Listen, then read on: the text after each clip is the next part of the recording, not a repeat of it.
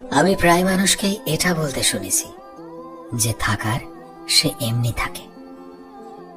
যদি কোনো মানুষ তোমায় নিজের ভেবে কাছে আসার পরেও তুমি তার ভালোবাসার সুযোগ নিয়ে তাকে অবহেলা করছো, তাকে মূল্য না দিয়ে থাকো, তবে তুমি কিভাবে বলছো যে থাকার সে এমনি থাকবে? আসলে কি বলতো, কোনো সম্পর্কই একা একা গ্রহ হতে পারে না। সম্পর্ক তখনই সুন্দর হয় যখন সম্পর্কে একে অপরের প্রায়োরিটি গুলো বুঝতে পারে।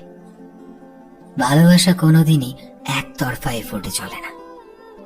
তুমি তার সাথে মন হলেই কথা বলবে আর মন না হলে অবহেলা করবে, এমন করে সম্পর্ক হয় নাকি? অপরদিকের মানুষটা অনেক আশা করে তোমায় নিজের জীবনে এনেছে, তোমায় ভালো রাখার চেষ্টা করেছে, তোমায় ভালোবাসতে শিখিয়েছে, তাই সে মোটেও সস্তা হতে পারে না।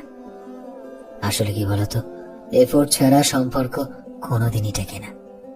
আর মানুষ থাকতে আমরা মানুষের মূল্য দিতে পারি না, কিন্তু হারিয়ে ফেললে ঠিকই বুঝি সেই মানুষটার গুরুত্ব তোমার জীবনে কতটা ছিল।